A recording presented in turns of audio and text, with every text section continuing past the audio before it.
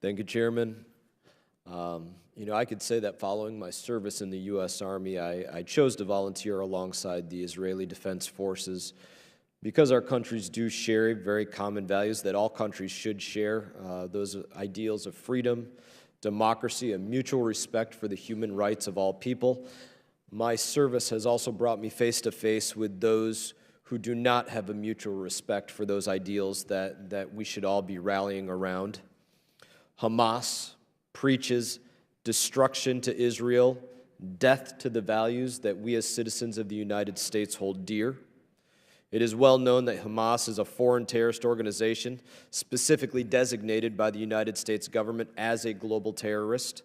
The organization is responsible for the deaths of hundreds of Israelis, for dozens of U.S. citizens. Similarly, the Palestinian Islamic Jihad was designated a foreign terrorist by the Department of State and has also been named a specially designated global terrorist by the Department of Treasury. And this foreign terrorist organization has claimed credit for multiple terrorist attacks in Israel, including an attack that killed a U.S. citizen, Elisa Flatow, a student from New Jersey who was participating in a Jewish student program while in Israel. My bill, H.R. 2712, the Palestinian International Terrorism Support and Prevention Act, targets these groups. It targets them by imposing sanctions on those who knowingly and materially assist Hamas or the Palestinian Islamic Jihad or any affiliate or any successor organization. It will require that the President report to Congress on foreign entities that contribute to support networks of Hamas, and it will require that we impose sanctions on those bad actors until they cease to do so.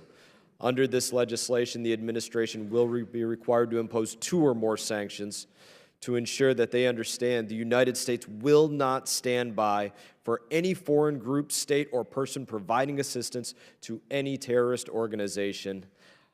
For far too long, the #1 terror state sponsor in the world, Iran, they have armed their dangerous tentacles, one of them being Hamas. The Israeli authorities have seized vessels filled with weapons and anti-ship missiles coming from Iran, headed towards the Gaza Strip. From the Gaza Strip, there have been hundreds of missiles that have been fired into Israel that came directly from Iran. Hamas is not the only terrorist organization that benefits from Iranian support. The Palestinian Islamic Jihad receives considerable support from Iran. There's been one estimation that there's been up to $70 million a year going to the Palestinian Islamic Jihad coming from Iran. This bill will increase accountability. It will further isolate these bad actors. It will hold countries like Iran responsible for assisting in violent extremism. Foreign supporters, they have to face consequences for being associated with, for contributing to, for participating in these heinous terror networks. Beyond that, I want to lend my support for the work the whole of this committee has done today. It is outstanding work, especially the work on the Taylor Force Act. I have had the opportunity to speak with a very high-level official from the Palestinian area, and when I questioned him about the payments given to families, he said to me very callously and very arrogantly, he actually chuckled to me, that it was nothing more than what is like our Social Security here in the United States of America. To the Palestinians there, they believe that there's a special Social Security that should be given for killing our Jewish friends.